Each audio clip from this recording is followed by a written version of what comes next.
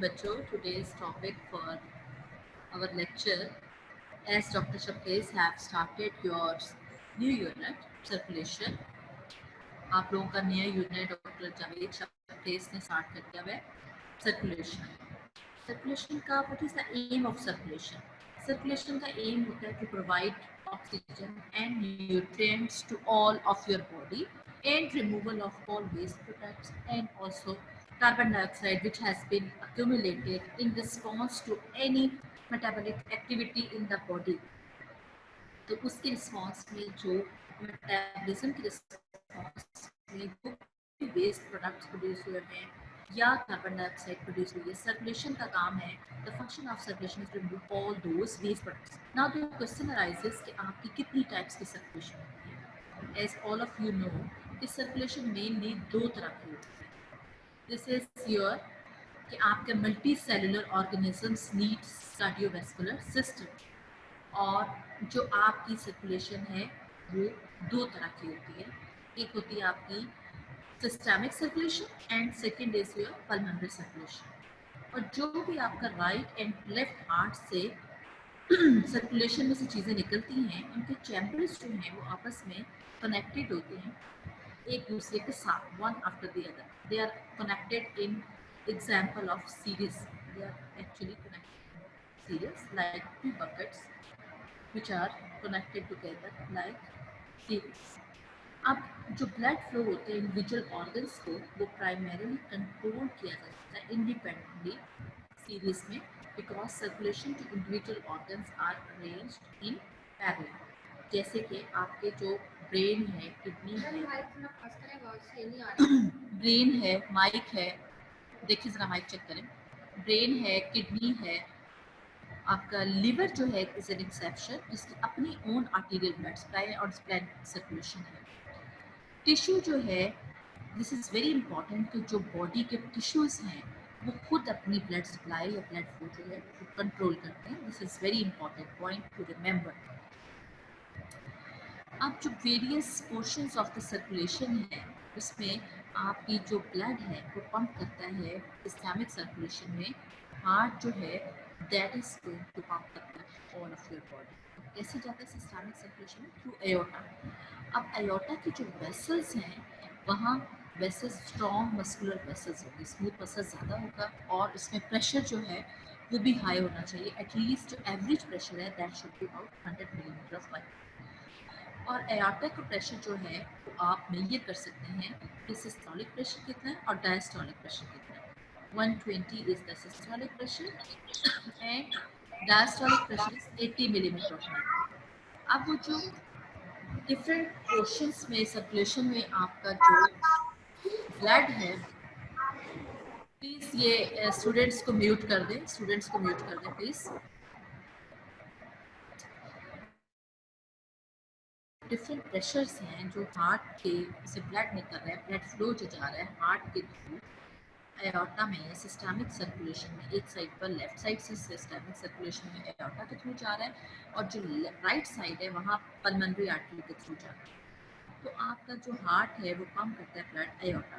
अब mean pressure जो है, मीन का मतलब ये है कि मीन नॉर्मली कितना, एवरेज प्रेशर कितना हो सकता है। वैसे सिस्टोलिक और डायस्टोलिक तो 120/80 होता है, which you can measure by mouth. But if you are going to have your mean pressure, then aorta की systolic and diastolic pressure is 120/80. Blood flow जो होता है पल्सटाइल मैनर में होता है, और जब ये आपका ब्लड जो है तमाम का तमाम बॉडी को सप्लाई करने के बाद रीच करता है to the right side of the heart through vena के पास, सुपीरियर एंड इंफीरियर वेना के पास, तो प्रेशर वहाँ जाके राइट एट्रियम में ज़ीरो हो जाता है और they empty into the right atrium of the heart. अब इसके अलावा अब आपका जो, आपको पता है कि जब भी आपका ब्लड जो है वो जाता है बॉडी में, तो कितनी किस्म की ब्लड वेसल्स होती हैं जो कि ब्लड को ट्रांसपोर्ट करती हैं। सबसे पहले आर्टरीज होती हैं, फिर आर्टेरियोल्स होती हैं, फिर उसके बाद आपकी कैपिलरीज आती हैं जहाँ के exchange of gases takes place, फिर वेन्यूल्स आते हैं, फिर वेन्स आती हैं जो कि ब्लड को बैक टू द हार्ट लेकर। अब अगर आप कैपिलरीज के लेवल पर प्रेशर करेंगे तो सिस्टमिक कैपिलरीज का क्या मतलब है कि different systems of your body. Systems of body कौन कौन से हैं आपके? कि आपकी किडनीज हैं, आपकी जीआईटी गैस्ट्रोइंटेस्टाइनल ट्रैक्ट है, आपका ब्रेन है। अगर आप सिस्टमिक कैपिलरीज की बात करेंगे, जो कि पेरिफेरल सर्कुलेशन की बात करेंगे, तो यहाँ आपका जो आर्टीरियल प्रेशर आर्टीरियल एंड पर जो होगा एक 35 millimetre high to as low as 10 millimetre mercury towards the venous end. एक आपका आर्टीरियल एंड होता है और एक आपका वीनस एंड होता है। और अगर आप इसका एवरेज फंक्शनल प्रेशर कैलकुलेट करेंगे तो 17 मिलीमीटर मर्करी रिकॉर्डेड। और ये प्रेशर इतना है कि इतना लो है कि बहुत कम प्लाज्मा जो लीक कर सकेगा minute pores of the capillary wall से, और जो है न्यूट्रिएंट्स जो हैं वो इजीली डिफ्यूज कर सकेंगे इन्हीं पोर से बाहर से अंदर की तरफ कैपिलरी से और एक्सचेंज ऑफ गैसेस भी इजीली पास आउट हो चुकेगा। We are discussing actually different pressures. इसमें आपको प्रेशर्स याद रखने जरूरी है कि एओर्टा का सिस्टोलिक डायस्टोलिक बार बार आपसे पूछा जा सकता है ब्लड प्रेशर कितना है। फिर आपसे कैपिलरीज का मीन सिस्टमिक कैपिलरीज प्रेशर पूछा जा सकता है, तो आपने एक वैल्यू याद रखनी है, that is about 17 millimetre of mercury which is systemic capillary pressure. तो जो सिस्टमिक कैपिलरीज होती हैं जो ब्लड सप्लाई कर रही हैं और जहाँ एक्सचेंज ऑफ न्यूट्रिएंट्स हो रहा है और एक्सचेंज ऑफ गैसेस हो रहा है, वो कितना होता है, वो 17 millimetre. If you see the diagram, तो डायग्राम में आपको क्लियर कट नजर आएगा, this is towards the systemic side and this is pulmonary side. Systemic circulation में इफ यू सी कि जब ब्लड आपका वेन्स में से आ गया हार्ट में लेफ्ट वेंट्रिकल में पहुंच गया, तो ये सिस्टोलिक में upper level 120 millimetre of mercury तक, और डायस्टोलिक में 80 मिलीमीटर ऑफ मर्करी जब आयोटा में जाता है। ठीक है, फिर जब आर्टरीज में जाता है अगेन दिस ब्लड इज बहुत स्लो है। हाँ लगाई हुई, किसको पास कर हैंड्री। देखो अब आई क्लियर, अंदर से आवाज ठीक आती है, यहाँ से अगर बाहर तो फिर वहाँ भी सही नहीं आती। चलिए आप देखें, मैं देखती हूँ वॉइस ना आके कम की है।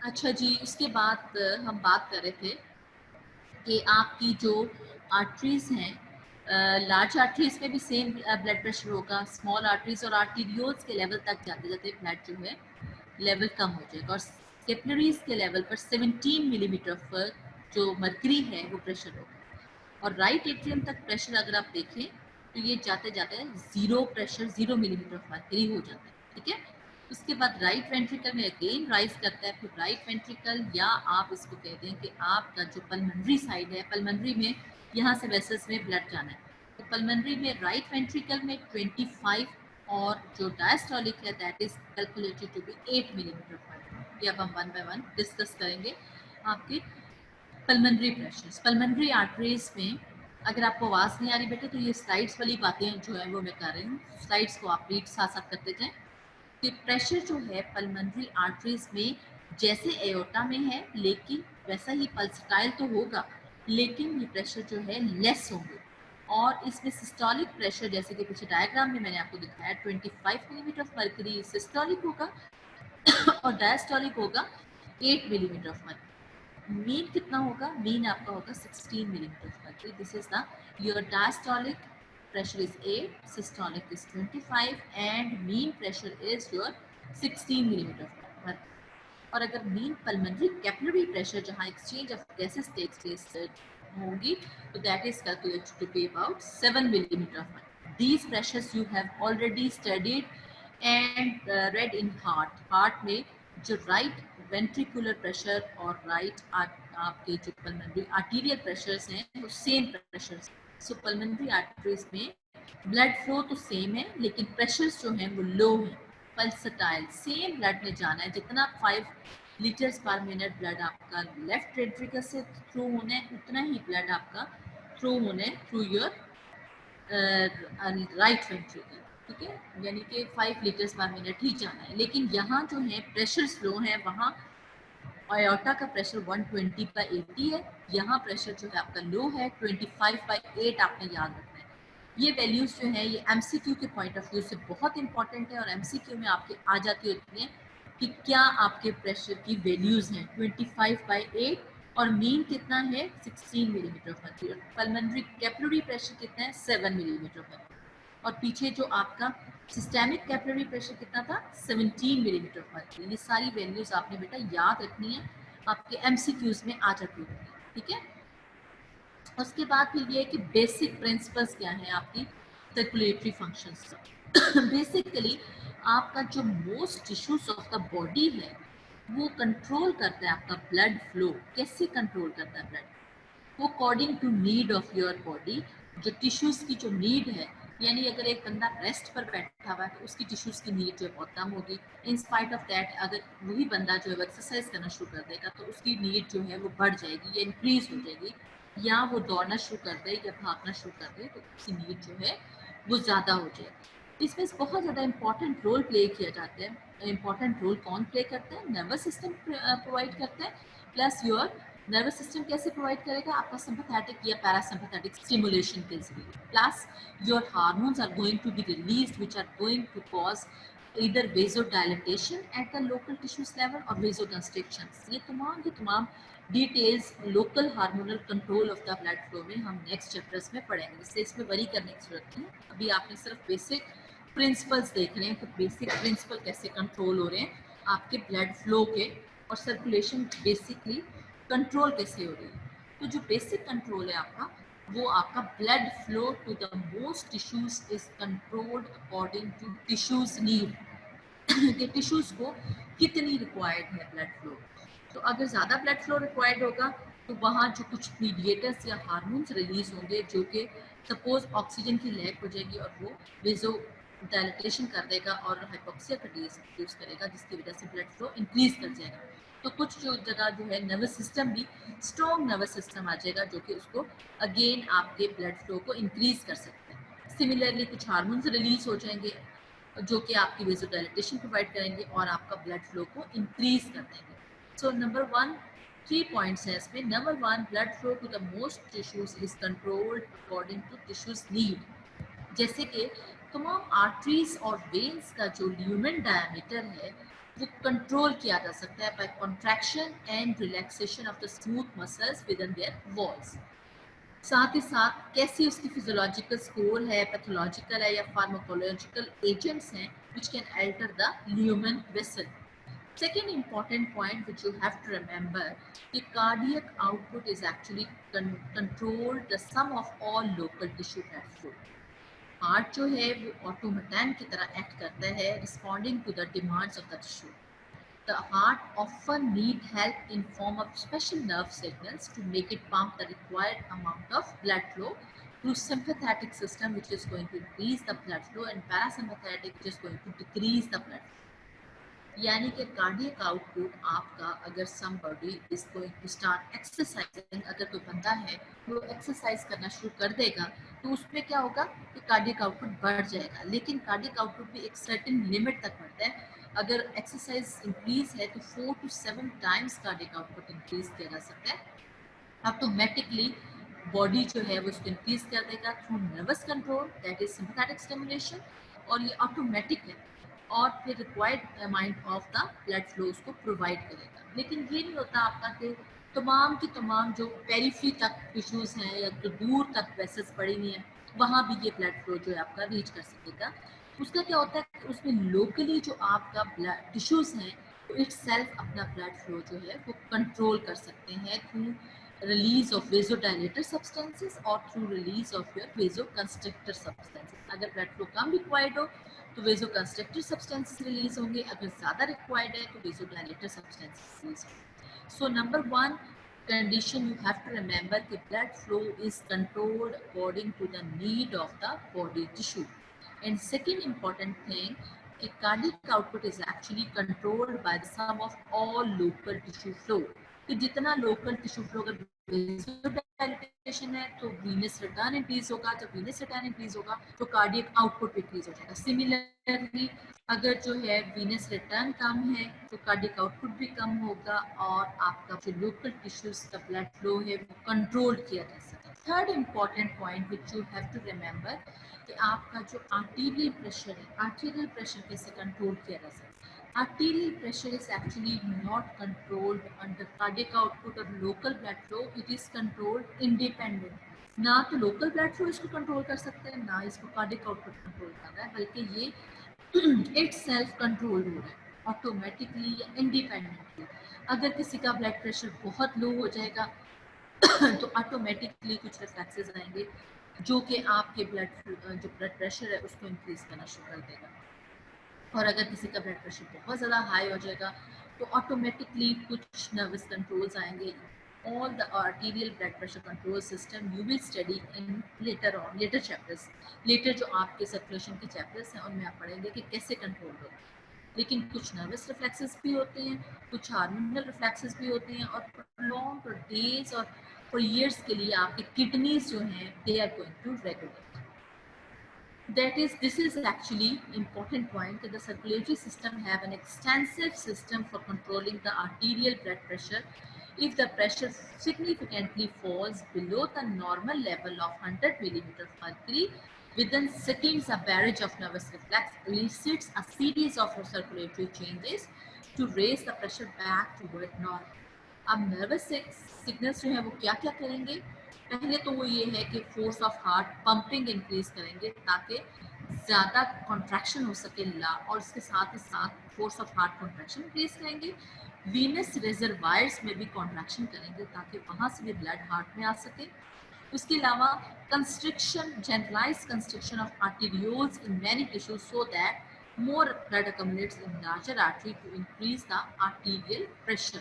So this is the way how arterial pressure is going to be increased, which is going to be increased independent of local blood tissue control system and cardiac output. कि ना से cardiac output control करें ना कुछ और, बल्कि in spite of that कुछ nervous reflexes हैं जो activate हो जाएंगे।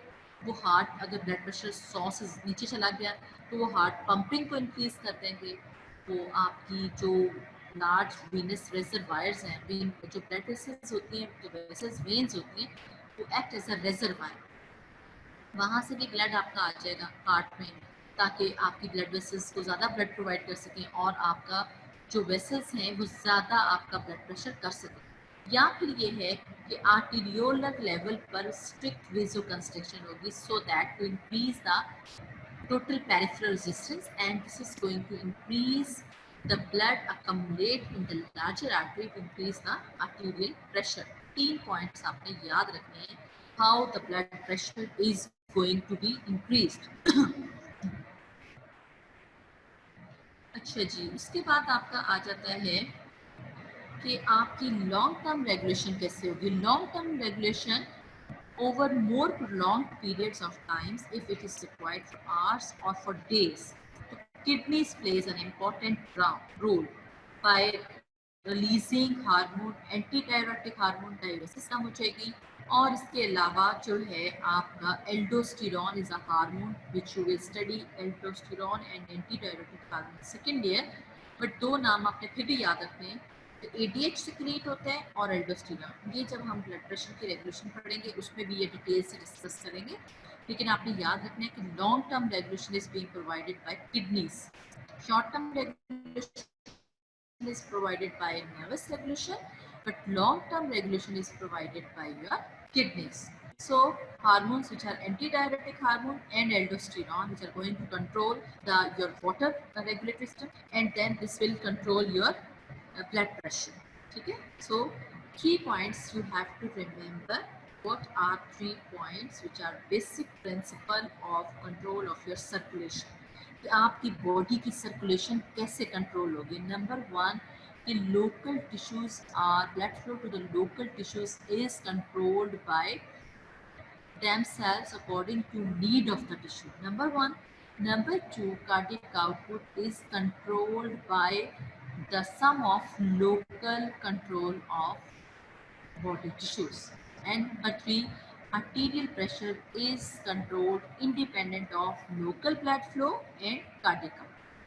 It is being controlled by nervous regulation and hormonal regulation. Nervous regulation is going to cause increased force of heart pumping, number 1. Number 2, increased capacitance of venous blood vessels. Or number 3, generalized constriction of arterioles, so that going to cause increased blood to retain within the vessel so that they can exert increased pressure against the blood vessels and going to increase the blood pressure. and long term regulation of blood pressure is going to be maintained by your kidneys. ठीक हो गया? फिर इसके बाद एक बड़े important आपका आ जाता है कि किसी भी जगह जब आपका ब्लड फ्लो हो रहा होता है तो कौन सी चीज़ है जो कि इम्पॉर्टेंट है कि ब्लड को फ्लो करवा सके. तो this can be explained in relation, आपकी हेडिंग टाइटल में दी हुई है कि inter relationship of pressure, blood flow and resistance. ये तीन चीज़ें क्या रोल प्ले करती है. This can be explained on the basis of Ohm's law. लेकिन हम अब कहते हैं कि सबसे इम्पॉर्टेंट फोर्स जो है जो डिटरमिन करती है कि आपका जो ब्लड है वो फ्लो करेगा एक जगह से दूसरी जगह है. Number one difference is the pressure difference between the two ends of the blood vessels, which is also called the pressure gradient along the vessel delta P, which pushes the blood through the vessel. Second, resistance is very important. The impediment to the blood flow through the vessel, which is called as the vascular resistance. कितनी जो वहाँ vessel है कितनी resistance offer करेगी blood को flow करने में. Number one, the gradient which is created by pressure difference, pressure gradient, the difference of pressure between the two ends, that is एक एंड पर कितना प्रेशर है और दूसरे एंड पर कितना प्रेशर है. प्रेशर डिफरेंस होगा तो ब्लड फ्लो करेगा, अगर नहीं होगा तो ब्लड स्टैटिक पीरियड हो सकता है. या वहाँ रेजिस्टेंस कितनी ऑफर की जा सकती है. और what is the resistance? The impediment to blood flow through the blood vessel is called as the vascular resistance. This is actually the diagram which is showing your pressure gradient. That is P1 is the pressure at one end and P2 is the pressure at the other end. So this is the resistance which is being offered by the blood vessels walls. जो walls हैं उसकी जो blood इसके साथ साथ flow कर रहा होगा blood vessel से वहाँ ज़्यादा resistance होगा as compared to the blood which is flowing into the center of the blood vessels. ये दो तरह के फ्लो होते हैं, ये अभी हम बाद में डिस्कस करते हैं कौन कौन सी तरह के हैं. So inter relationship of pressure, pressure difference, pressure gradient and second is resistance is two things on which the blood flow is based. ठीक हो गया. So P1 represents the pressure at the origin of the vessel, whereas the other end the pressure is P2. Resistance occurs as a result of friction between the flowing blood and the intravascular endothelium along the inside of the vessel. So this flow of the blood can be calculated by the formula which is called as Ohm's law. F is equal to delta P over R. ये आपने बहुत physics में भी अपना पढ़ा होगा कि blood flow through a vessel can be determined through pressure gradient that is delta P and resistance.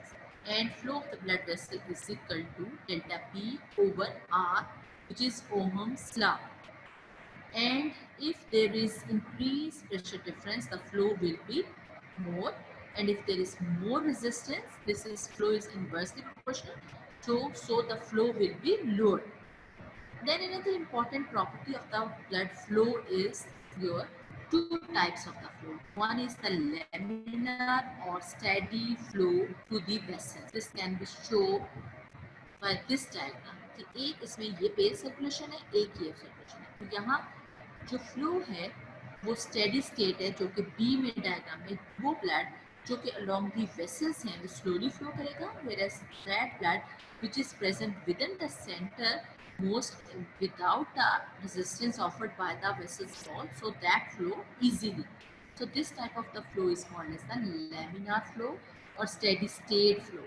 Whereas the other type of the flow in which the blood is going to be in all direction and eddy currents are going to be produced. This eddy current is actually going to provide resistance to flow of the blood, and this blood is called as turbulent type of flow. So this turbulence can be measured by Reynolds number. जितना ज़्यादा Reynold number होगा उतना ज़्यादा significance turbulence produce होगी. Normally 200 से 400 तक turbulence हो तो ब्लड फ्लो रहता है, लेकिन अगर मोर देन 2000 जो आपकी टर्बुलेंस हो जाएगी तो ब्लड फ्लो बहुत डिफिकल्ट हो जाएगा। ये अभी हम बाद में दोबारा डिस्कस करेंगे, इसलिए इसमें आपने परेशान नहीं होना। अभी आपको सिर्फ इतना बताना चाहिए कि दो तरह का फ्लो होता है, laminar flow and turbulent flow. Then very important definition of blood pressure, that is the force exerted by the blood against any unit area of the vessel wall। ये आपसे बार बार वाइवा में भी पूछते हैं, अगर किसी को ब्लड प्रेशर का प्रैक्टिकल आ गया उससे भी पूछेंगे, आपको वैसे भी पूछ सकते हैं। 1 मार्क का दिया जा सकता है कि what is defined blood pressure. Blood pressure is the force exerted by the blood against any unit area of the vessel wall. ये हम बाद में भी डिस्कस करेंगे। ये क्या फॉर्मूला दिया हुआ है, ये अभी हम बाद में दोबारा से डिस्कस करेंगे कि what is this V D P M over N, ये क्या चीज़ है, ये अभी हम बाद में भी डिस्कस करेंगे। अभी हम सिर्फ आपका जो है ओहम्स लॉ डिस्कस करते हैं कि F is equal to blood flow and delta P over R। Delta P आपका क्या है, प्रेशर ग्रेडियंट। एक एंड पर कितना प्रेशर है और दूसरे एंड पर कितना प्रेशर है, और आपका रेजिस्टेंस कितना है, उसके इनवर्स प्रोपोर्शनल है। That is direct, blood flow is directly proportional to the pressure difference but inversely proportional to the resistance. जितना ज़्यादा रेजिस्टेंस होगा उतना ब्लड फ्लो कम होगा, जितना ज़्यादा प्रेशर डिफरेंस होगा उतना ही फ्लो ज़्यादा होगा। अब this is and very important कि आपकी जो ब्लड प्रेशर की जो आपकी फ्लो के अंदर जो रेजिस्टेंस प्रोवाइड होती है उसको कैसे डिफाइन करते हैं। It is an impediment to blood flow in a vessel. कितनी रेजिस्टेंस ऑफर की जा सकती है जब ब्लड फ्लो आपका एक वेसल में कर रहा है। तो ये इसकी मेजरमेंट किस फॉर्म में करते हैं, peripheral resistance unit is given for the measurement of resistance. अगर आपका प्रेशर डिफरेंस है वो 1 मिलीमीटर ऑफ मर्करी है तो आपका फ्लो जो होगा मिलीलीटर पर सेकेंड होगा। तो 1/1 is equal to resistance is equal to, resistance को अगर आप ऊपर ले जाएं, फार्मूला जैसे आप लोग बचपन में करते हैं कि इस रेजिस्टेंस को आप ऊपर ले जाएं, इसको नीचे ले आए, तो delta P over F is equal to 1/1 is equal to 1। So total peripheral resistance will be equal to 1 peripheral resistance unit।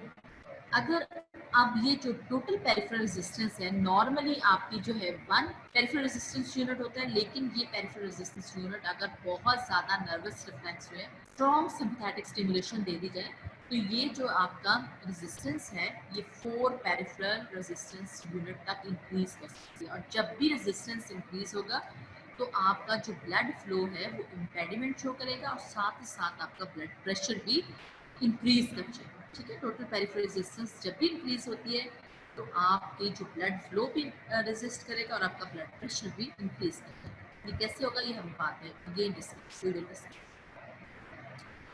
अब ब्लड फ्लो को आप डिफाइन कैसे करेंगे, या कितना ब्लड फ्लो है और कितनी मेजरमेंट है। एक्चुअली ब्लड फ्लो वो फ्लो है जो कि वो क्वांटिटी ऑफ अ ब्लड है जो कि पास करती है एक सर्कुलेशन में गिवन पीरियड ऑफ टाइम। और इसको एक्सप्रेस कैसे करते हैं, मिलीलीटर्स पर मिनट में या लीटर्स पर मिनट में। मिलीलीटर्स पर मिनट या लीटर्स पर मिनट और या मिलीलीटर्स पर सेकेंड। सो ओवरऑल तमाम बॉडी में जो ब्लड फ्लो कर रहा है, अगर मिलीलीटर्स पर मिनट में आप करेंगे तो 5000 मिलीलीटर पर मिनट। अब ये 5000 को अगर लीटर में करेंगे तो 5 लीटर्स पर मिनट होगा। और ये क्या है, if you do remember from heart, cardiac output। Cardiac output is the amount of the blood which is pumped by the heart, especially the left ventricle, in each minute. That is about 5 liters per minute या 5000 millilitre पर minute. और ये होता क्या है, ये आपके क्या यूनिट है, मिलीलीटर पर मिनट है या लीटर्स पर मिनट है या मिलीलीटर पर सेकेंड है। So this is very important to remember, and this is actually through left ventricle it is the cardiac output, right ventricle में भी same amount of the blood is going to be pumped out। ठीक हो गया। अब इस blood flow को आप major कैसे कर सकते हैं, there are different methods but this can be measured with the help of flow meter। Flow meter की डायग्राम अभी आपको दिखाती हूँ।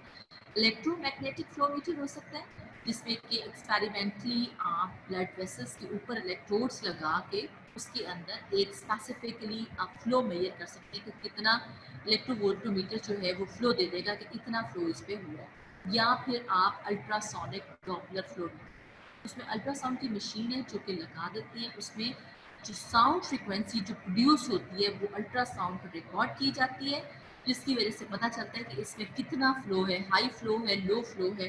This can be detected. This is actually the diagram which is showing your sort now south और north poles दिखाए हुए, ये blood vessel दिखाई हुई है और ये इलेक्ट्रोमीटर दिखाया हुआ है. और ये आपका जो है, ये अगर रिस्ट पर लगा दें तो ये आपका ये मेजरमेंट है कि how the flow meter is going to be measured.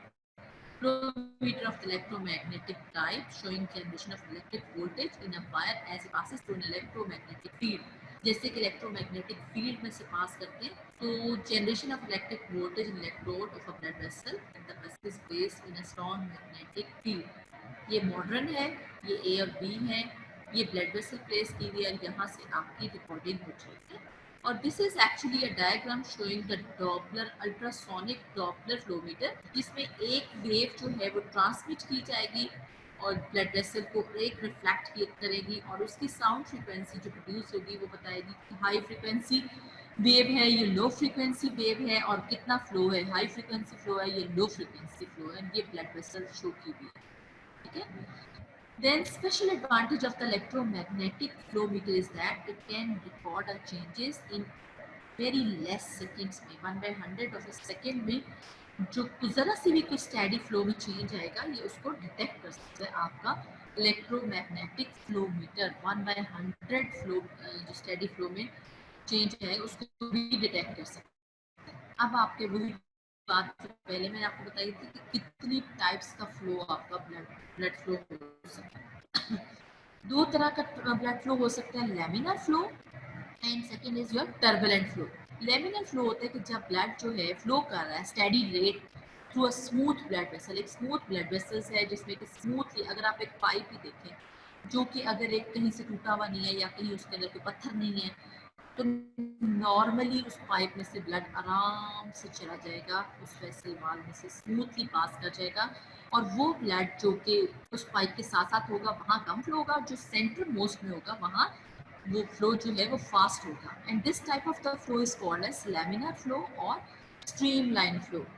फिर आपका एक आ जाता है फ्लो जिसमें कि टर्बुलेंट फ्लो होगा, जिसमें कोई रेजिस्टेंस आए, कोई शार्प टर्न आए, कोई रफ सरफेस आ जाए तो इसमें फ्लो जो है ब्लड का वो टर्बुलेंट हो जाएगा और ब्लड जो है वो ऑल डायरेक्शन में मूव करेगा लेकिन फॉरवर्ड मूवमेंट उसकी इम्पेडिमेंट होगी या रेजिस्टेंस ऑफ फ्लो चाहिए. Which is blood flowing in all directions in the vessel and continually mixing within the vessel. This is actually the two types of the blood. That is one delayed dyed red and the other clear before flow begins.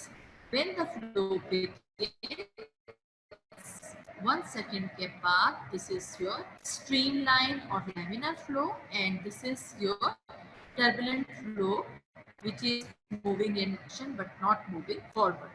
ठीक हो गया.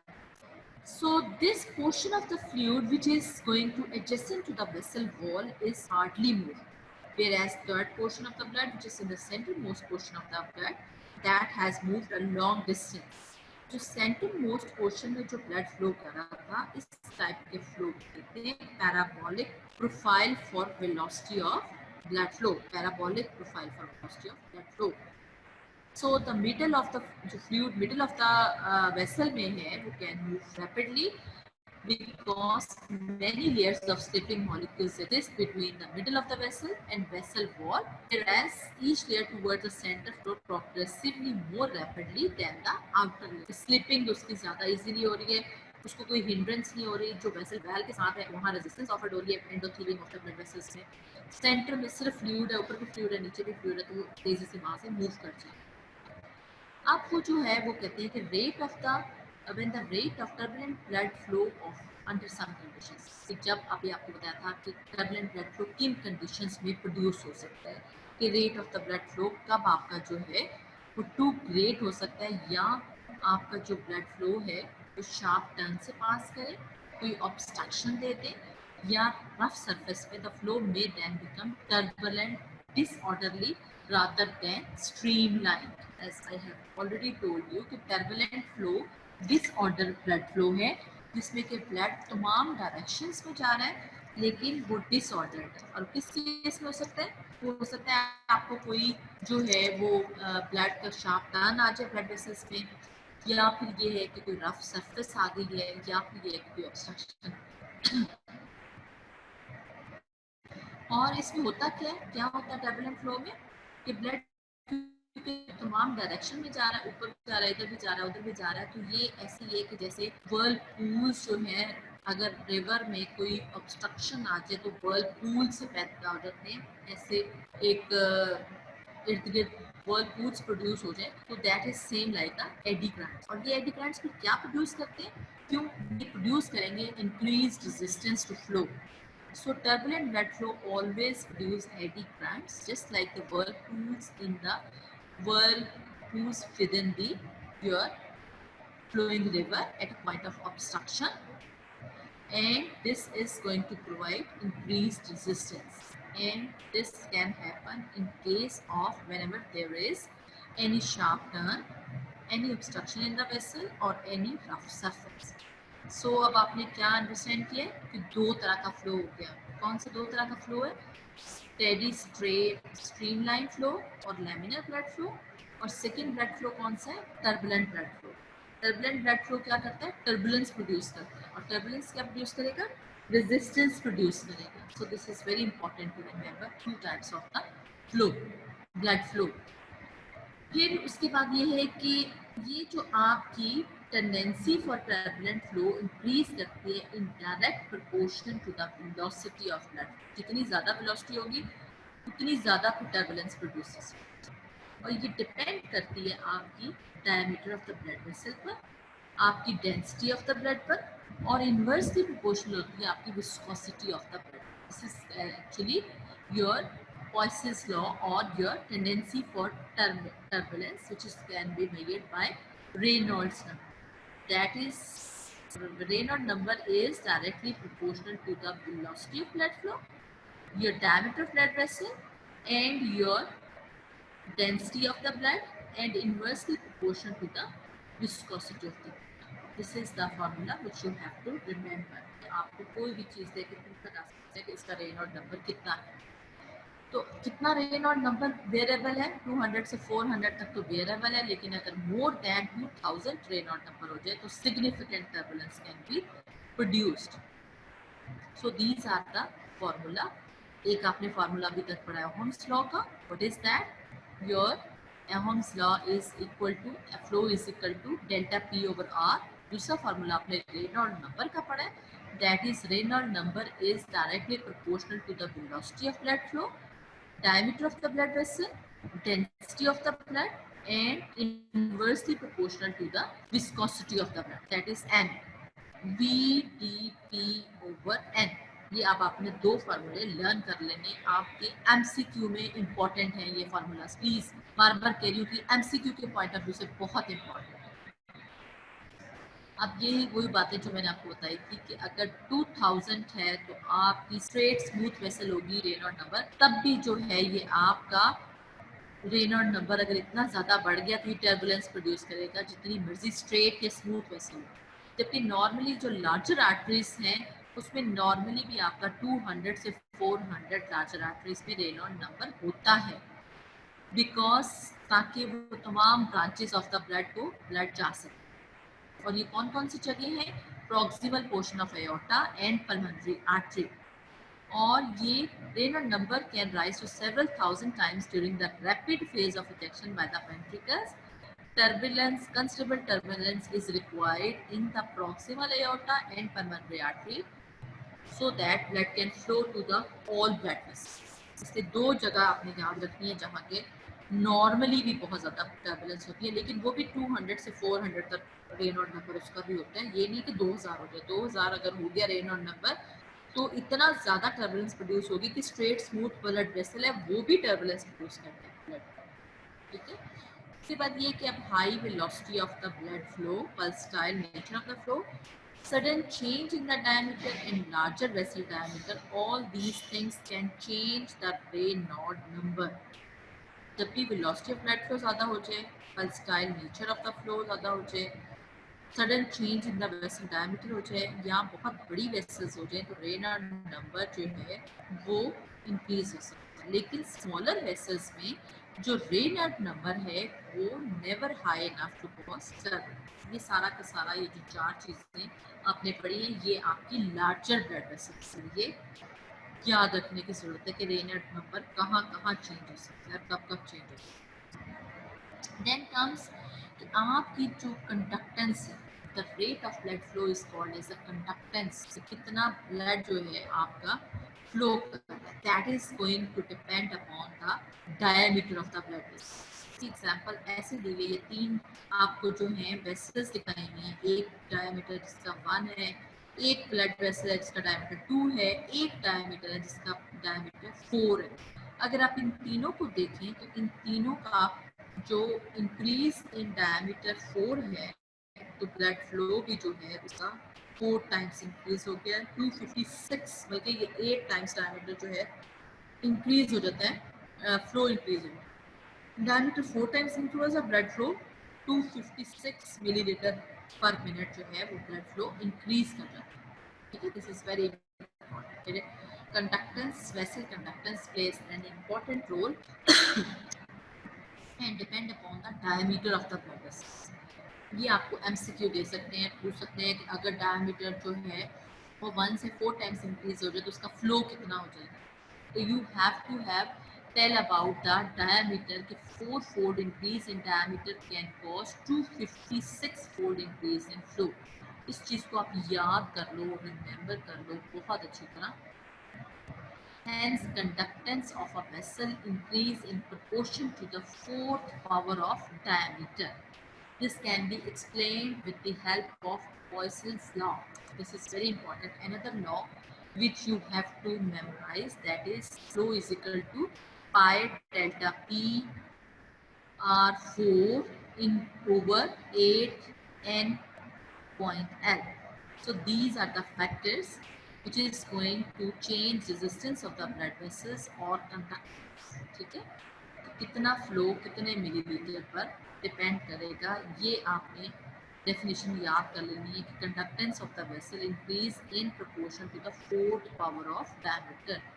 तो flow जो है वो increase करेगा 4 गुना, तो आपका अगर डायमीटर 4 गुना इंक्रीज करेगा तो फ्लो जो है वो 4th power of diameter increase करेगा।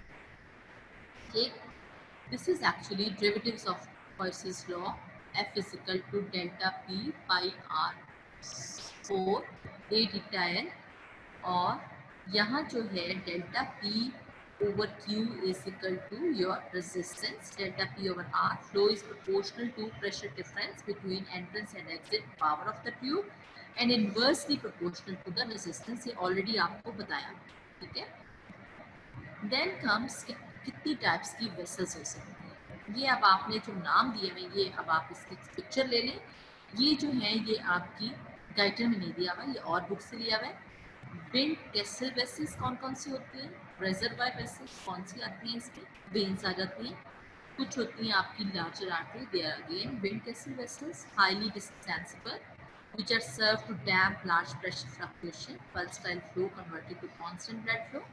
फिर कुछ आपकी जो है रेजिस्टेंस वेसल्स है, उसमें आपके arterioles very important, arterioles and precapillary system. Arterioles have extensive arterial nervous system innervation। कौन सी तरह के इस पे रिसेप्टर्स हैं, alpha receptors and beta receptors. फिर आपकी एक्सचेंज वेसल्स किनको कहते हैं, ये कैपिलरीज को आपके एक्सचेंज वेसल्स कहते हैं। फिर आपकी कैपेसिटेंस वेसल्स किसको कहते हैं, वेन्स को कहते हैं। शंट वेसल्स कहाँ होती हैं, आपकी स्किन में होती हैं। इसके अलावा हार्ट में भी आपने शंट, ब्रोंकियल, जब आप लंग्स पढ़ोगे तो उसमें भी आप ब्रोंकियल सर्कुलेशन देखोगे, शंटेड ब्लड लेके जाती है। फिर आपकी टेम्परेचर रेगुलेशन में भी शंटेड वेसल्स होती हैं, ठीक है। वो किस किस्म की होती हैं, so these are the different types of the vessels which you can come across in Guyton and other books. Wind Kessel vessel, resistance vessel, exchange vessel, capacitance vessels, या shunt vessels. Then comes your another important thing, that is blood pressure. What is the blood pressure? Blood pressure is actually measured by Poisson in 1846. That is the unit which is going to be measured the blood pressure is your millimeter of mercury. Blood pressure जो है आपका millimeter of mercury में measure किया जा सकता है. How will you define your blood pressure? It is the force exerted by the blood per unit area of the vessel wall. इसको याद कर लें definition को घोल के पी लें. Blood pressure can be defined as the force exerted by the blood against any unit area of the vessel wall. This is extremely important definition. ठीक है? Then कितनी टाइप्स के ब्लड प्रेशर्स हो सकते हैं? टॉनिक प्रेशर हो सकता है, जो कि आपका जब सिस्टली या आपकी कंट्रैक्शन हो रही होती है तो जो मैक्सिमम पीक प्रेशर जो कि आर्टरीज के अगेंस्ट एक्सर्ट हो रहा होता है, that is systolic, not systole, this is systolic pressure during systole, and this is 120 millimeter of mercury in aorta, whereas if you talk about pulmonary circulation, this is about 25 millimeter of mercury. Then this is the pressure, diastolic pressure, not diastole. Diastole नहीं है, diastolic pressure, lowest pressure during diastole. And what is diastole? When the heart is going to be relaxed, and this has been considered to be 80 millimeter of mercury in case of your left ventricle. And अगर आप pulmonary की बात करेंगे तो ये 8 millimetre of mercury है. Mean arterial pressure को कैसे डिफाइन करेंगे, पल्स प्रेशर को कैसे डिफाइन करेंगे, ये तमाम डेफिनेशंस हैं जो कि बार बार आपसे पूछी भी जा सकती हैं, आपको एग्जाम में एससीक्यू में भी दे सकते हैं. We will discuss one. Pulse pressure बता देती हूँ. The difference between the systolic pressure and diastolic pressure is pulse pressure. जो मीन आर्टीरियल प्रेशर है ये बहुत इंपॉर्टेंट है. You have to learn the definition, बहुत ज़्यादा इंपॉर्टेंट है ये आपकी सारा मीन आर्टीरियल प्रेशर. ये हम सारी बातें अब आपके साथ कल डिस्कस करेंगे. Now I am going to repeat your lecture of your today's lecture कि आज हमने क्या क्या डिस्कस. आज हमने सबसे पहले तो ये डिस्कस किया था कि कितनी टाइप्स की आपकी सर्कुलेशन, 2 टाइप्स की है. राइट साइडेड सर्कुलेशन है, आपकी लेफ्ट साइडेड सर्कुलेशन है. फिर आपकी जो लेफ्ट साइडेड सर्कुलेशन है उसको आप क्या कहते हैं, तो आप सिस्टमिक सर्कुलेशन कहते हैं. और जो राइट साइड की सर्कुलेशन है उसको आप पल्मोनरी सर्कुलेशन कहते हैं. फिर हमने डिस्कस किया था कि जो आपकी basic principles of circulatory functions हैं, कि सर्कुलेशन कैसे कंट्रोल कैसे की जा सकती है. तो सबसे पहले तो ये कि blood flow to the most tissues controlled according to the tissues need. Second important thing is your cardiac output is going to be controlled by sum of all local tissue blood flow. फिर हमने पढ़ा था कि arterial pressure is controlled independent.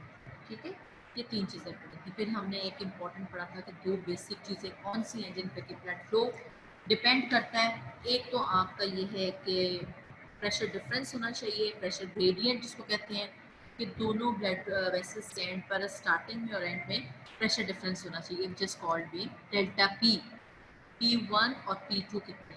फिर आपने दूसरा important point आपने करना है कि resistance, the impediment to the blood flow is called as your resistance. This is very important. ठीक है, impediment blood flow to the vessel is called as a vascular resistance. अब आपकी मैं उसके अलावा आपने इसका पढ़ा था कि क्या फार्मूला है होम्स लॉ का, delta P is equal F delta F flow is equal to delta P over R. Delta P क्या था, प्रेशर ग्रेडियंट, और आर क्या है, रेजिस्टेंस है. फिर हमने रेजिस्टेंस का यूनिट पढ़ा था, पेरिफेरल रेजिस्टेंस यूनिट होते हैं, और फ्लो कितना होता है मिलीलीटर पर मिनट में आप कैलकुलेट कर सकते हो. टोटल बॉडी का फ्लो कितना हो सकता है, 5000 मिलीलीटर पर मिनट या 5 लीटर्स पर मिनट, जिसको कि कार्डियक आउटपुट भी कहते हैं. ठीक है, ये सारी बातें अब हमने पढ़ी. अब मैं आप लोगों के क्वेश्चंस देख लेती हूँ कि आप लोगों ने क्या क्या क्वेश्चंस मुझसे पूछे हैं. अगर आप जो हैं कोई और क्वेश्चन करना चाह रहे हैं. जी, आवाज़ का बहुत मसला रहा है आज, पता नहीं, आई एम नॉट श्योर कि आवाज़ क्यों नहीं आ रही थी. मैं तो काफ़ी ऊंची बोल रही हूँ, आपको पता है क्लास में भी बहुत ऊंची बोलती हूँ. अच्छा जी,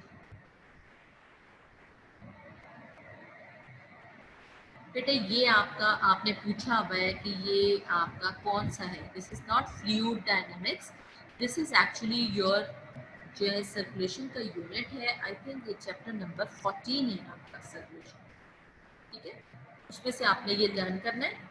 और कोई क्वेश्चन आपने पूछना हो एससीक्यू के पॉइंट ऑफ व्यू से, बेटा ये इतना इम्पोर्टेंट नहीं है चैप्टर, लेकिन आपके एमसीक्यू के पॉइंट ऑफ व्यू से ये बहुत इम्पोर्टेंट है। ये जो चैप्टर है इसमें ज़्यादातर आपके एमसीक्यूज बहुत आते हैं, कितनी टाइप की बेसिस हो सकती हैं, फिर छोटा सा कोई एससीक्यू भी दे सकते हैं, रेनॉल्ड नंबर का डीएससीक्यू दे सकते हैं, फिर आपको जो है ओहम्स लॉ पूछ सकते हैं। तो यही ज़्यादातर इम्पोर्टेंट चीज़ें हैं आप। और कोई क्वेश्चन आपने बेटे पूछना हो? अच्छा जी, क्या पूछा है आपने बेटे? मैं तो आपको, आपने लिपन कॉर्ड का पूछा है, मैंने कभी लिपन कॉर्ड से ये नहीं पढ़ा टॉपिक, मुझे नहीं पता उसमें कैसा दिया हुआ है। आप एक रीडिंग इसमें गाइडर में से दे दें और जो जो पॉइंट्स में आपको जो है सायरा मार्क कर रही हूँ ना, आप उसी को बस पॉइंट आउट करते जाएं और उसी को, जैसे ओहम्स लॉ बताया है मैंने आपको, और गाइडन ही अगर आप पढ़ के उसको अच्छी तरह पढ़ लो आपके लिए बहुत मोर देन इनफ है। जो पॉइंट भी आपका गेनॉन का होगा ना, गेनॉन का पॉइंट बेटे मैं आपसे खुद आपको बता दूंगी, आपको उसकी स्लाइड बता दूंगी, ठीक है? कि ये आपने पॉइंट जो है ये आप लिख लें, या जो है ये आप पॉइंट गेनॉन से लिखा हुआ है मैंने स्लाइड में। तो अच्छा, अब आपने एक अरूज ने पूछा है कि अल्ट्रासोनिक डॉपलर फ्लोमीटर क्या होता है। अल्ट्रासाउंड जो होता है, अल्ट्रासोनिक डॉपलर फ्लोमीटर में जो ब्लड वेसल्स हैं उसमें आप जो हैं ब्लड वेसल को, एक ट्रांसफरिंग वेव होती है, एक रिफ्लेक्टिंग वेव होती है। जो रिफ्लेक्टिंग वेव है वो एक्चुअली आपकी साउंड फ्रीक्वेंसी प्रोड्यूस करती है। तो अगर आप ब्लड वेसल्स का अल्ट्रासाउंड कभी किसी का देखा हो, किसी ने डॉपलर अल्ट्रासाउंड देखा हो, तो उसमें जो ब्लड फ्लो जिसमें ज़्यादा होगा ना ब्लड वेसल्स में, वहाँ ज़्यादा फ्रिक्वेंसी, वहाँ ज़्यादा वो नज़र आ रही होगी, वहाँ साउंड फ्रिक्वेंसी ज़्यादा प्रोड्यूस होगी। और वो टीवी सा लगा हुआ होता है एक अलहदा। अगर नेक्स्ट में आपको कल ही इंशाल्लाह, कल मेरा दोबारा लेक्चर है, तो मैं आपको दोबारा से वो कोई ना कोई अल्ट्रासाउंड, डॉपलर अल्ट्रासाउंड की जरूर पिक्चर दिखा दूंगी, जिसमें कि अगर आप ब्लड वेसल्स को देख रहे हो तो वहाँ फ्लो बहुत ज़्यादा नज़र आ रहा होगा। अगर उसमें साउंड फ्रिक्वेंसी या फ्लो ज़्यादा होगा तो वो ब्लड फ्लो वहाँ अप्रिशिएट किया जा सकता है, नज़र आ जाता है ब्लड फ्लो, ठीक है? और जो आपकी इसमें डायग्राम दिखाई हुई है वो मैं आपको दिखा देती हूँ कि उसमें फ्लो के मेजरमेंट में था, इलेक्ट्रोफ्लोमीटर था, और एक आपका अल्ट्रासोनिक डॉपलर फ्लोमीटर था ना। अच्छा जी, इसमें देखें, अगर आप देखें तो ये एक ब्लड वेसल दिखाई हुई है, इसमें ये आउटसाइड ब्लड वेसल्स डिस्टेंस दे रहे हैं, और ये आपकी एक ट्रांसमिटेड वेव है and this is reflected wave. और ये जो वेव्स हैं ये रिकॉर्ड की जाती हैं, एक टीवी लगा हुआ होता है, इस टीवी के ऊपर आपकी रिकॉर्डिंग जो है वो चल रही होती है। और अल्ट्रासाउंड तो देखा हुआ है ना बेटा आपने, तो बड़े बड़े जैसे जगह हैं जहाँ उन्होंने अल्ट्रासाउंड, डॉपलर अल्ट्रासाउंड मशीन्स दी हुई है, तो वहाँ वो ये शो कर देते हैं, तो दिखा देते हैं, ठीक है? तो this is your Doppler flowmeter. अच्छा जी, और आपने क्या पूछा है जी?